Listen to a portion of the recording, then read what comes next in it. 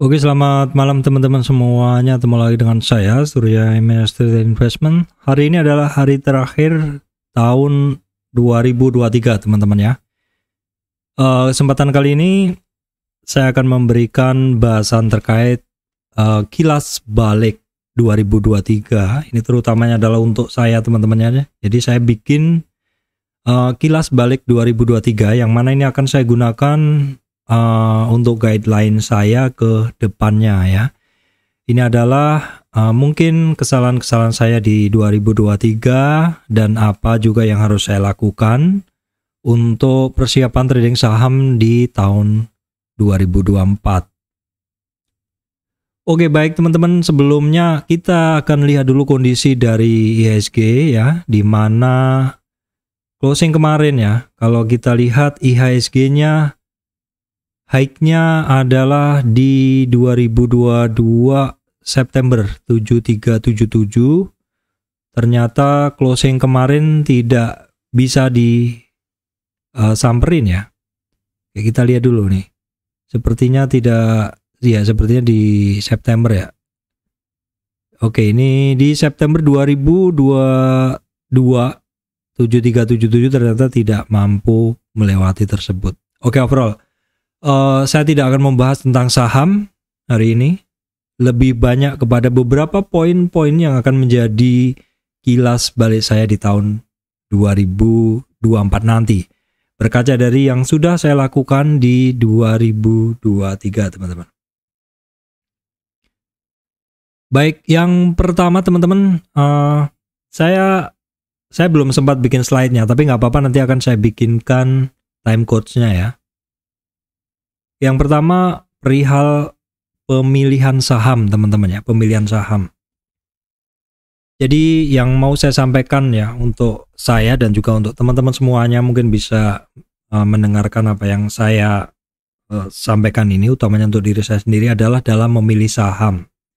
Jadi utamanya, seperti tahun 2023 ini saya berterima kasih pada beberapa saham seperti Brand, Pegeo ya, kemudian BRPT yang mana bisa mendorong porto saya untuk bisa tumbuh jauh lebih besar dari 2023, teman-teman.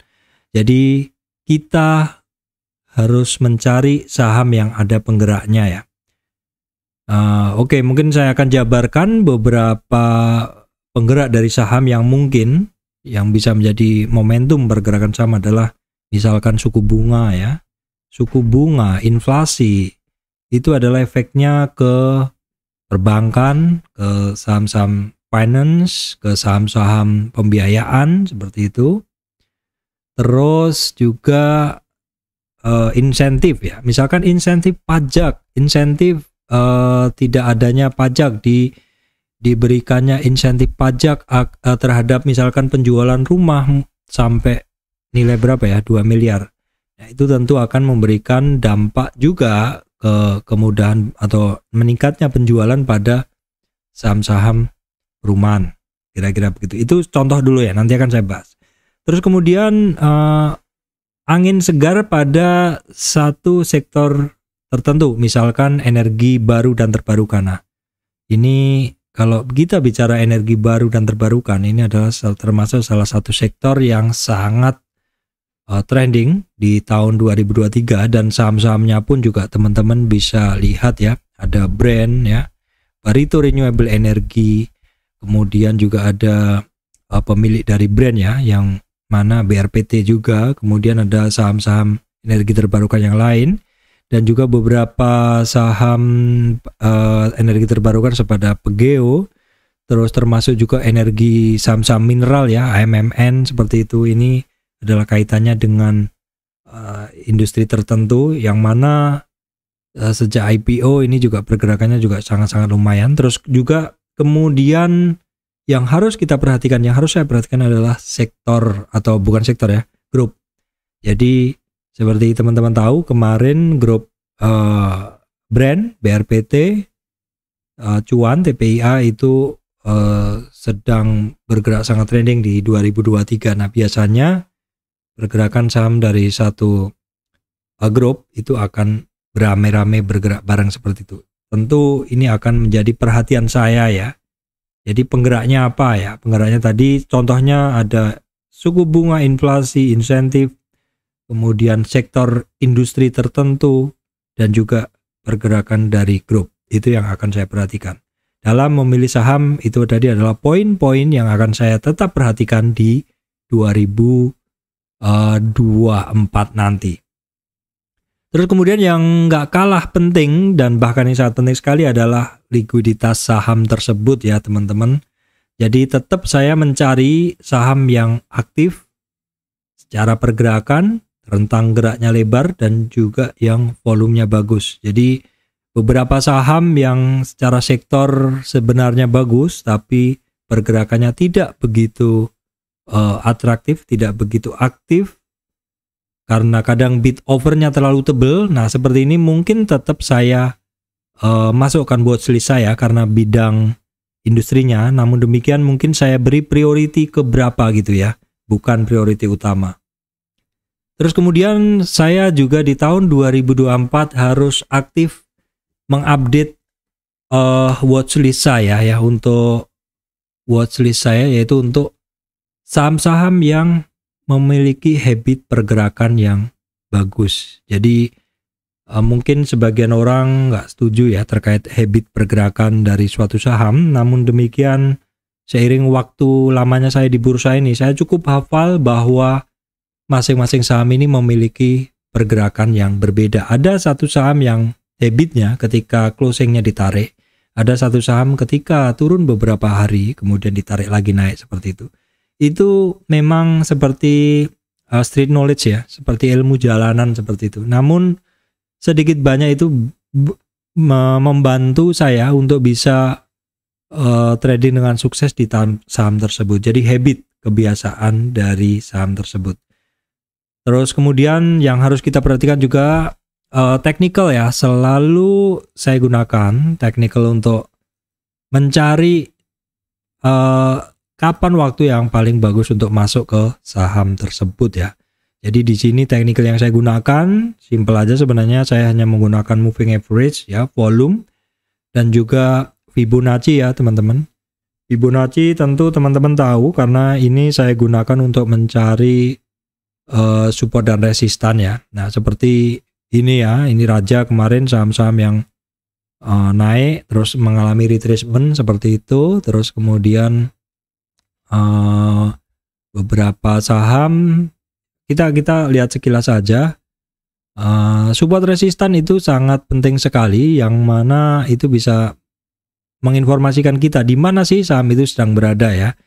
Nah ini seperti saham yang retracement atau naik kemudian retracement. Contohnya kita lihat coba brand, kemudian coba kita lihat TPIA ya. Nah seperti ini.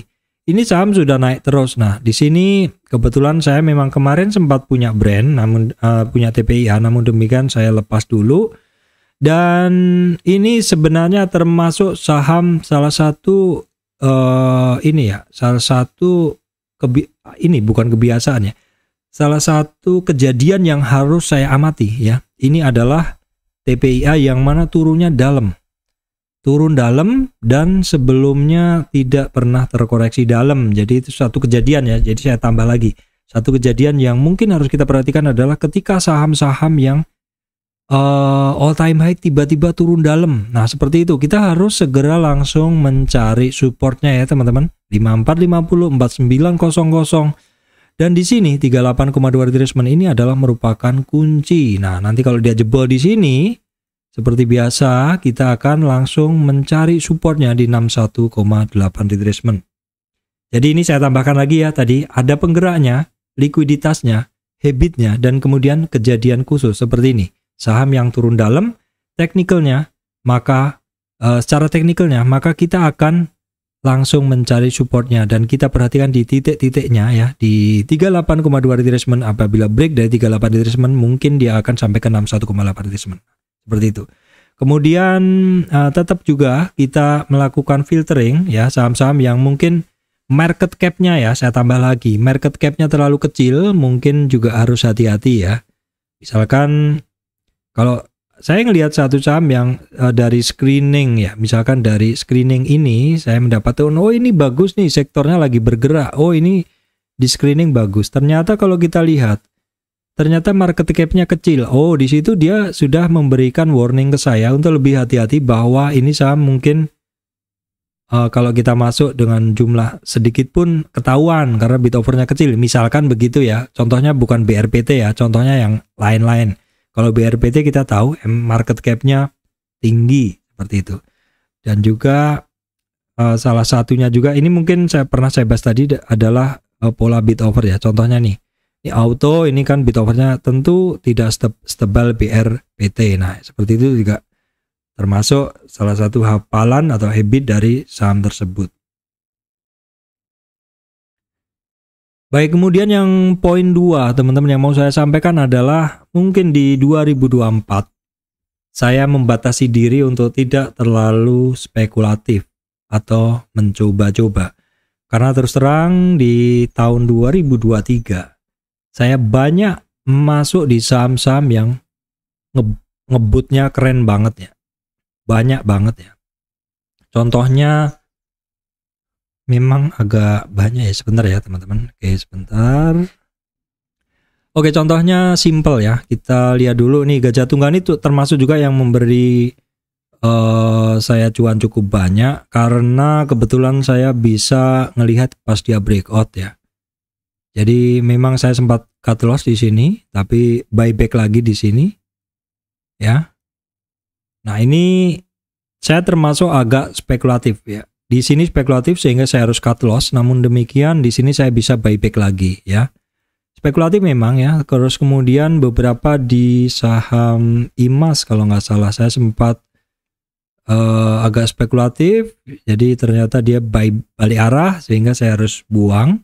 Nah, pola-pola trading yang terlalu spekulatif itu teman-teman kadang membuat porto kita remuk ya. Porto kita remuk. Nah, kalau porto kita remuk atau istilahnya order kita gagal, berakhir dengan cut loss. Nah, namun demikian biasanya closingan dari atau tutupan dari cut loss itu atau istilahnya menutup kerugian itu, saya tidak hanya cut loss tapi bisa jadi saya melakukan buyback. Contohnya untuk satu saham yang sama di Gajah Tunggal ya. Saya memang dulu pernah cut loss di sini. Lama ya, ini dari Agustus ya, September, Oktober. Nah, di November ini saya baru buyback. Jadi kalau saya tidak melakukan buyback pada Gajah Tunggal ini, kerugian yang di sini nggak tertutup ya. Nggak tertutup, murni menjadi kerugian. Tapi karena ya sudahlah saya jual dulu, karena kalau nggak saya jual dia turun lebih dalam. Sehingga ketika saya nggak buyback, maka itu menjadi kerugian yang terrealisasi ya. Karena saya sempat melihat pergerakan Gajah Tunggal dari sini ketika dia naik, sehingga kerugian saya di sini bisa ketutup semua. Nah, tindakan saya masuk di Gajah Tunggal di sini, ini boleh saya bilang sebagai satu spekulatif buy yang mana berakhir saya cut loss. Nah, mungkin saya akan lebih berhati-hati lagi untuk tidak terlalu aktif di spekulatif buy karena sebenarnya itu banyak menggerus kerugian saya di 2023. Walaupun kerugian 2023 itu akhirnya tertutup oleh cut and switch ya. Tentang teknik cut and switch, teman-teman silakan lihat karena saya udah bikin videonya sendiri bahwa saya bisa sangat cepat untuk cut loss. Namun demikian biasanya cut loss yang cepat sekali itu karena saya sudah memiliki gantinya ya. Ini tekniknya saya sebut sebagai cut and switch ya. Jadi spekulatif kalau benar oke. Spekulatif kalau salah maka menjadi kerugian kalau tidak kita buyback atau kita tidak switch ke saham yang lain ya. Berakhir cut loss tanpa pengembalian atau tanpa ditutup dengan keuntungan atau tidak di BEP kan seperti itu. Maka dari itu 2024 spekulatif mungkin masih ada karena kalau nggak spekulatif kita nggak bisa di saham itu tetap kita harus ada unsur spekulatifnya. Namun porsinya adalah tetap akan saya kurangi dan ini akan saya cetak, saya akan bikin di meja saya sehingga akan saya baca setiap pagi. Baik, poin berikutnya adalah menjaga cash ya teman-teman, karena akun saya bukan merupakan margin account, sehingga hanya T+2, T1, T2, dimana kalau kita nggak jual atau kita nggak setor, maka di T+5 kan akan di for sale seperti itu. Sehingga sebenarnya sehingga ini akan bisa menggerus porto yang sudah kita pupuk, kerugian yang sudah keuntungan sudah kita kumpulkan seperti itu. Jadi hanya karena kita membeli menggunakan margin dan tidak kita jual karena kita berharap bahwa, atau kita berhitung, kita membuat proyeksi bahwa saham ini sebenarnya naik. Cuman karena saya margin terpaksa saya buang, begitu. Nah, itulah yang akan saya jaga di 2024 ya. Menjaga cash no margin. Karena sebenarnya apa yang kita analisa sudah benar. Yang kurang adalah karena kita menggunakan margin, kita buang duluan atau kena for sale sebelum saham itu bergerak. Padahal setelah di for sale saham itu bergerak. Nah, terkait margin, terkait jaga cash ini teman-teman, saya memiliki satu kebiasaan ketika satu saham naik di hari pertama dengan sangat kencang dengan dorongan volume, mungkin besok masih naik. Besoknya pun mungkin masih naik, tetapi di hari kedua dan ketiga kita harus hati-hati bila terjadi guyuran. Jadi mungkin kalau teman-teman bisa masuk at the first, pada kesempatan pertama dia breakout, itu bagus. Karena ada kemungkinan di hari kedua, ketiga masih lanjut. Terutama apabila dorongan volume pada saat breakout itu besar sekali. Dan juga kita mesti ngelihat dari mana dia breakoutnya. Kalau breakoutnya dari dasar dengan ada konsolidasi yang cukup panjang, itu mungkin dia masih akan berlanjut kuat.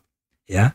Dan ini sekali lagi juga harus kita perhatikan, itu sahamnya liquid nggak, volumenya bagaimana, aktivitasnya bagaimana, seperti itu.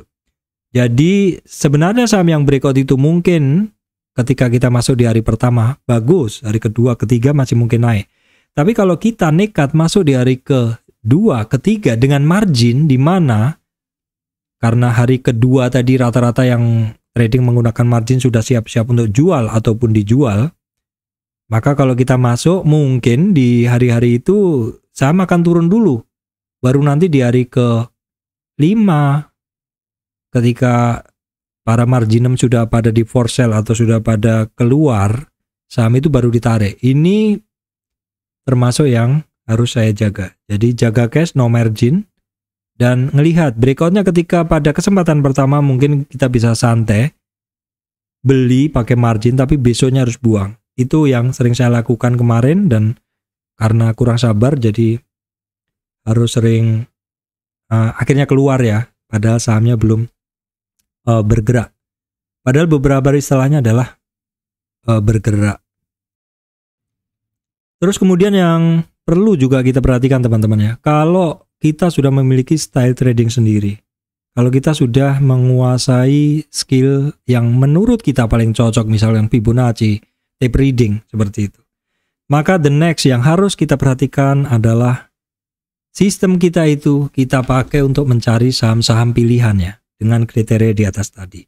Nah, setelah kita udah dapat saham pilihan tersebut, teman-teman, setelah kita udah dapat saham pilihan tersebut, maka sebaiknya kita tetap fokus di saham itu. Jangan sering-sering mencari trading idea dari tempat lain, forum lain seperti itu. Kalau teman-teman nggak kuat godaan, kadang ini dibahas nih, saham ini sedang akan bergerak.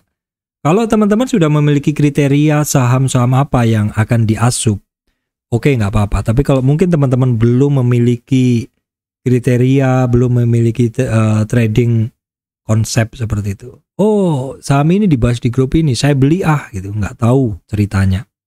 Boleh-boleh aja teman-teman main banyak di grup seperti itu. Tapi kalau teman-teman sudah memiliki karakter ya, karakter saya adalah begini, kalau sahamnya nggak begini, nggak masuk filter saya nggak akan ambil. Nah, itu bagus. Saya juga kadang beranjang sana ke grup lain untuk melihat trading idea ketika sedang tidak mendapat trading idea seperti itu. Tapi kalau terlalu sering juga kadang jadi terpengaruh ya. Jadi kita harus menggunakan kacamata kuda supaya kita juga tidak terlalu terpengaruh. Karena kalau terpengaruh inceran atau saham-saham yang dibahas di tempat lain, kadang sebenarnya saham itu nggak masuk watchlist kita. Memang ada bagusnya ya, kita dapat trading idea, Tapi kalau teman-teman belum memiliki karakter trading tersendiri, bisa jadi itu membuat teman-teman bias. Baik, kemudian yang perlu kita perhatikan adalah tentang update informasi terkini ya teman-teman, seperti terkait sektor apa yang sedang trending saat ini ya. Kemudian yang pasti kita perhatikan adalah monetary news seperti itu, karena itu adalah merupakan news penggerak, news dasar, news fundamental yang bisa menggerakkan dan membuat trending ya. Contohnya suku bunga, investasi, harga-harga komoditas seperti itu. Harga komoditas ketika naik ya tentu bisa meningkatkan inflasi ya. Pertumbuhan ekonomi suatu negara ketika masih panas, masih tinggi terus juga bisa memicu inflasi seperti itu. Kaitannya nanti dengan suku bunga seperti itu. Kita harus selalu melihat seperti itu karena antar market pun juga selalu ada kaitannya seperti itu. Kemudian juga rilis-rilis berita high impact news juga mesti kita perhatikan. Intinya kita harus mengupdate informasi ya. Mungkin kalau saya nggak update informasi terkait sektor apa yang sedang tren ya. Kemarin ada KTT G20 ya. Itu dibahas energi terbarukan kan kalau nggak salah. Nah, seperti itu berarti fokus kita terkait energi terbarukan. Nah, mungkin ke depan terkait energi atau mobil listrik seperti itu bisa kita perhatikan ya, teman-teman. Intinya kita harus update sektor apa yang sedang bagus, yang sedang dapat angin segar. Kemudian yang tak kalah pentingnya adalah kesabaran dan psikologi, teman-teman ya. Bagaimana kita mengendalikan diri kita, karena ini adalah yang paling berat. Kalau kata orang adalah ilmu yang paling tinggi di dalam trading itu adalah menguasai diri sendiri. Dengan kesabaran dan juga dengan think twice, berpikir 2 kali sebelum masuk ke suatu saham.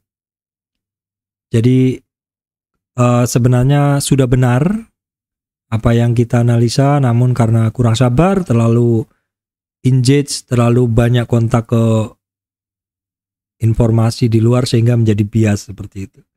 Yang perlu kita lakukan adalah sebenarnya kalau kita sudah memilih saham yang benar dan selama saham tersebut kita cek hariannya masih diakumulasi, masih bagus volumenya, tidak ada buangan berlebihan, tidak ada berita aneh-aneh terkait saham tersebut, biasanya hanya menunggu masalah waktu aja dia untuk bergerak, teman-teman ya. Oke, baik teman-teman, saya rasa itu yang bisa saya sampaikan kilas balik 2023. Apa-apa saja yang menjadi sandungan saya di 2023, yang mana sebenarnya porto saya udah tumbuh bagus karena saya mengasup saham-saham yang sangat trending.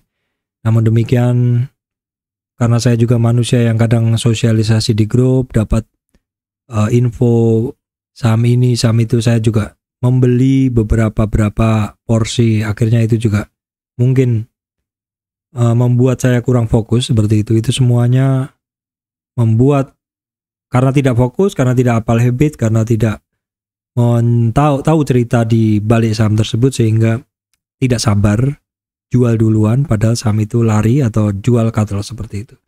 Itu adalah sebagian dari kilas balik 2023, teman-teman. Harapannya adalah ini adalah untuk saya sendiri. Saya akan tulis ini, saya akan bikin time code-nya sehingga teman-teman bisa langsung melihat.